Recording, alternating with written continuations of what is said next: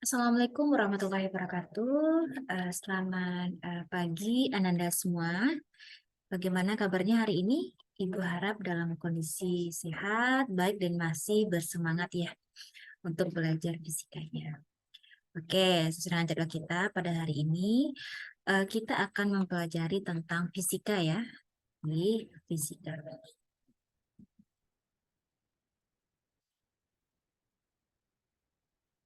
Oke, sebelum kita masuk ke pembelajarannya, di sini Ibu mau jelaskan terlebih dahulu capaian pembelajaran serta tujuan pembelajaran kita pada hari ini. Jadi untuk capaian pembelajaran kita pada hari ini adalah peserta didik mampu menerapkan konsep dan prinsip getaran harmonis, gelombang bunyi, dan gelombang cahaya dalam menyelesaikan masalah. Nah, untuk tujuan pembelajarannya, memformulasikan persamaan gerak harmonis dan persamaan gelombang berjalan, serta membandingkannya secara fisis ya. Ya, kita masuk. Nah, untuk materi hari ini, karena minggu lalu kita sudah mempelajari terkait gerak persamaan gerak harmonis, untuk hari ini materi kita adalah persamaan gerak berjalan. Ya, itu persamaan gelombang berjalan. Nah, sebelum kita masuk, Ibu mau tanya dulu, apakah itu gelombang? Ada yang tahu? Kemudian apa perbedaan getaran dan gelombang? Kemudian apa hubungan keduanya? Jadi, yang pertama kita mesti paham dulu apa itu getaran. Minggu lalu kita sudah belajar bahwa getaran itu adalah gerakan bolak-balik pada satu titik kesetimbangan. Nah, sedangkan untuk gelombang, gelombang itu terjadi kalau sudah ada getaran. Jadi ada getaran dulu, baru ada gelombang. Di mana gelombang itu adalah getaran yang merambat. Jadi hubungan keduanya adalah antara getaran dan gelombang terbentuk jika ada getaran. Kemudian kalau getarannya itu merambat, berarti baru terbentuk sebuah gelombang. Oke, nah untuk hari ini kita akan belajar tiga besaran yang terkait dengan persamaan gelombang berjalan ya. Yang pertama itu ada persamaan simpangan, kemudian ada persamaan kecepatan, dan ada persamaan percepatan. Nah, sebelum kita masuk ke masing-masing materi ini, di sini Ibu akan memperlihatkan satu video agar Ananda paham nanti bagaimana sih konsep dari gelombang berjalan ini. Ya, ini videonya Ibu ambil dari salah seorang konten kreator tentang pendidikan juga ya. Ananda bisa lihat dulu. Nah, kira-kira seperti ini. Di gelombang berjalan tadi apa? Gelombang yang memiliki nilai amplitudenya tetap. Itu syaratnya ya. Oke. Nah, kira-kira gambarnya seperti ini. Nah, inilah gelombang berjalan tadi. Di gelombang berjalannya seperti ini, ya, ada gelombang berjalan, amplitudenya tetap ya, Ananda. Jadi di sini amplitudenya ini tetap terlihat ya, tidak ada terjadi perubahan amplitudo. Nah, ini dia. Di gelombangnya terlihat berjalan, ya. Nah, inilah yang dinamakan dengan gelombang berjalan. Syaratnya adalah amplitudonya tetap. Jadi ini kan sebetulnya geraknya bolak-balik nih. Cuman karena dia merambat, terbentuklah gelombang.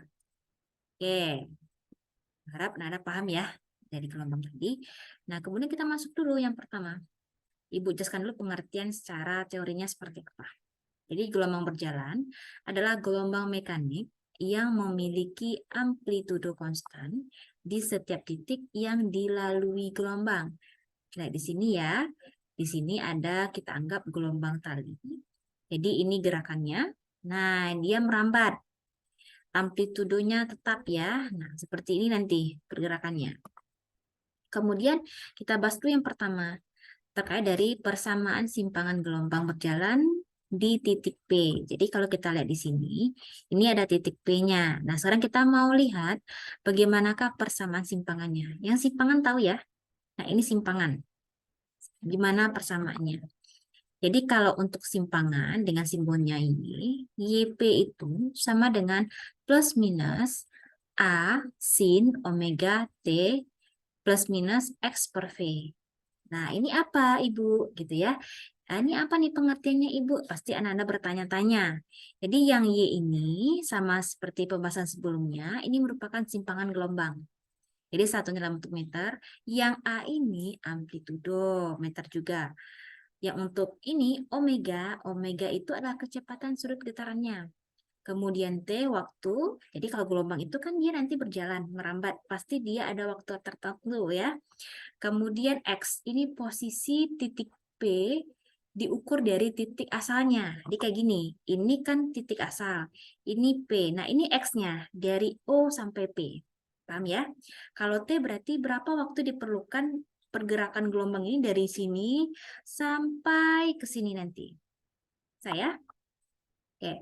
Berikutnya itu untuk menentukan masing-masing besaran kecepatan sudut getaran, kita bisa menggunakan persamaannya dari getaran ya 2V per T, atau boleh kita gunakan persamaan 2PF, sedangkan untuk theta nanti ini ada sudutnya ya, itu 2V per T, T ini yang periode, T ini waktu, atau boleh 2PFT.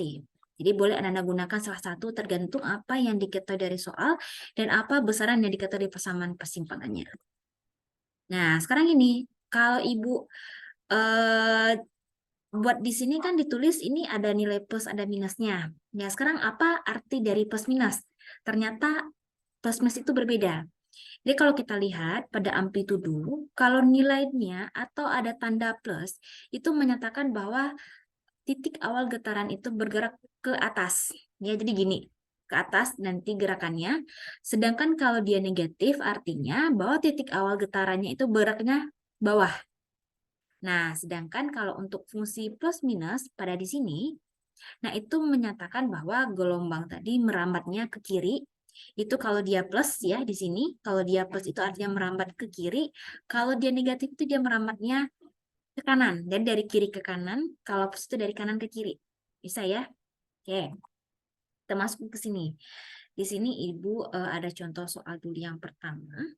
Ini ada grafiknya seperti ini. Berarti ini gelombangnya ada gelombang kali, ada titik B, ada titik Q. Jadi titik P ini merupakan titik acuan, Q ini yang mau kita hitung nanti. Nah, jika jarak P ke Q ditempuh dalam waktu 5 second, nah jadi gerakan gelombang ini dari P sampai Q itu 5 second, tentukan persamaan dari gelombang di atas. Jadi persamaan simpangan maksudnya ya. Dari gambar di sini kita bisa lihat ini. Ada dia 4 meter. Nah, 4 meter berarti apa? Jarak. Berarti X-nya 4 meter, waktunya dalam waktu 5 second, kemudian ada di sini amplitudonya. Ya, amplitudonya itu 6 cm. Kemudian kita cek arah dari amplitudonya. Apakah dia ke atas atau ke bawah? Berarti ini ke bawah ya. Oke. Kemudian arah geraknya dari mana? Dari kanan ke kiri. Kita balik lagi kan tadi. Kalau dia dari merambat dari kanan ke kiri, tandanya apa? Positif. Kalau misalkan dia amplitudonya ke bawah, berarti dia negatif. Oke, kita cek dulu di sini. Ini diketahui dari soal, A-nya 6 cm, kemudian T-nya 5 second, kemudian lambdanya 2 meter. Yang ditanya persamaan simpangannya. Kita gunakan persamaan secara umum. Y plus minus A sin 2PFT plus minus 2V per lambda X. Jadi kita cek dulu nilai F. Jadi kita bisa hitung dulu nilai F itu, frekuensi itu dengan lambda per T. Ya, lambda per T. Lambdanya ada 2 meter, T-nya 5 second, ketemu nanti frekuensinya itu 0,4 Hz. Berikutnya kita menentukan persamaannya. Ingat, tadi arahnya apa? Arah gelombangnya itu berarti dia ke bawah, berarti dia negatif. Kemudian tandanya apa? Merambatnya berarti dia positif. Oke. Di persamaannya seperti apa? Ya, kita masukkan semua yang ada diketahui dari soal. Amplitudonya sudah ada 0,06 karena dalam satuan SI kita ubah, kemudian kita masukkan nilai 2PF-nya berarti 0,8. Kemudian 2V per lambdanya nanti ketemu 1 di sini. Jadi persamaannya Y sama dengan min 0,06 sin V 0,8T ditambah dengan X. Oke, nah di sini nanti ada 2 soal. Yang soal pertama ada ini soal latihan. Jadi Ananda harus coba bikin ini ya, tulis ini, jawab, bikin diketahui, uraikan gambarnya seperti apa.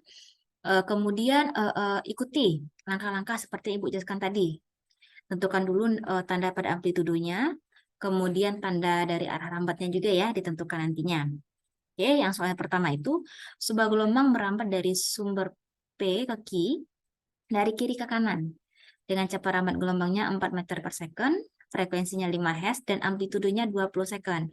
Berapa besar simpangan di Q setelah bergeser 1 second dengan panjang PQ-nya 50 meter dengan arah getar pertamanya ke atas. Ke atas berarti apa? Ini amplitudo ya, berarti. Oke, nanti anak-anak coba bikin dulu. Yang kedua, persamaan gelombang transversal yang merambat sepanjang tali yang sangat panjang adalah Y sama dengan A sin 0,02 Vx ditambah 4 Vt dengan Y dan X dalam cm dan T-nya dalam second. Tentukanlah frekuensi gelombangnya berapa, kemudian arah perambatan gelombangnya kemana. Oke. Nanti boleh Anda bikin tulis dulu, nanti boleh kirimkan pada link video di bawah Ibu. Nanti kalau di YouTube-nya nanti Ibu share, nanti boleh di bawahnya ditulis di sana jawabannya. Ya. Kemudian untuk kedua itu persamaan kecepatan partikel pada gelombang berjalan. Jadi tadi kita sudah pelajari persamaan simpangannya. Sekarang kita bahas lagi tentang persamaan kecepatannya. Untuk persamaan umum tadi, YP itu sama dengan A sin omega T plus minus KX. Nah, sedangkan kalau kita ingin menghitung kecepatan, kita akan menghitungnya menggunakan persamaan diferensial. Jadi, sebetulnya kecepatan itu adalah turunan dari fungsi YP terhadap waktu. Nah, berarti diferensial terhadap waktu dari A sin omega T plus minus Kx, kita turunkan, sehingga nanti apakah persamaan kecepatannya itu adalah PP omega A cos omega T plus minus Kx. Nah, kalau misalkan kita mau menghitung berapakah kecepatan maksimum, berarti kalau kecepatan maksimum, itu bisa gunakan saja persamaannya omega dikali A. Kenapa bisa omega kali A? Sebab untuk nilai cos maksimum itu, berarti ini nilai cosnya harus berapa? Harus 1. Nah, 1. Berarti 1 itu nilai cos dari berapa? Dari berapa nilainya? Cosnya kalau 1? Ayo. Ya, berarti syaratnya adalah nilai cosnya itu bernilai 1, artinya omega kali A. Nah, untuk contoh soalnya, sekarang dari sumber gelombang O merambat gelombang dengan persamaan Y 0,04 sin V T dikurang X per 6, di mana X dan Y dalam meter dan T dalam second. Pada saat O telah bergetar 1 second. Tentukan kecepatan partikel di titik P yang terletak 2 meter dari O. Oke. Seperti biasa, kita tes dulu yang diketahui dari soal. Yang pertama itu ada persamaan simpangannya, berarti ini ya. Kemudian ada waktu tadi 1 second, ada X-nya 2 meter. Yang ditanya adalah kecepatan partikelnya. Persamaan umum, kita bikin dulu Y-nya, simpangannya A sin omega T kurang KX.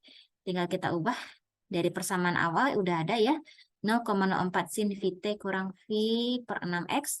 Kemudian dari persamaan ini kita bisa tentukan besaran yang pertama ada amplitudo, kemudian ada kecepatan sudutnya, kemudian ada K. Ya, bilangan gelombangnya. Nah, kemudian sudah didapatkan semua parameter dibutuhkan, tinggal kita ganti ke dalam persamaan kecepatan. Di mana persamaan kecepatannya, Vy sama dengan omega A cos omega T kurang Kx. Jadi inilah persamaan umum dari persamaan kecepatannya. Vy 0,04 V cos V T kurang X per 6 V per 6X. Nah, ini udah ketemu kecepatan partikelnya, persamaannya. Sekarang kita ganti. Tadi dari awal dikatakan tentukan kecepatan partikelnya pada waktunya 1 second, X-nya 2 meter. Artinya kita cukup mensubstitusikan nilai T dan X ke dalam persamaan kecepatan yang sudah kita dapatkan. Kita ganti aja lagi. Berarti kita substitusi jadinya adalah 0,04 V cos Vt. Nah, T-nya ganti dengan 1 dikurang V per 6 X. X-nya ganti dengan 2. Kemudian hitung dengan cara matematika biasa, nanti dapatkan hasilnya adalah Vy min 0,02 V. Jadi, kecepatan partikel di titik P adalah min 0,02 V m per second. Nah, sampai di sini gimana Ananda? Sudah cukup dipahami pelajaran kita tentang persamaan simpangan? dari gelombang berjalan dan persamaan kecepatan. Kemudian sudah kita pelajari dari semua besaran yang dibutuhkan, yang diperlukan untuk menentukan persamaan kecepatannya. Oke, mungkin untuk kesempatan kali ini, pertemuan kali ini kita bahas sampai sini dulu ya, sampai kecepatan. Semoga Ananda paham dengan penjelasan yang Ibu berikan. Jika nanti masih akan tanyakan, ini boleh Ananda nanti tanyakan ke Ibu langsung atau boleh komen di bawah video Ibu ya.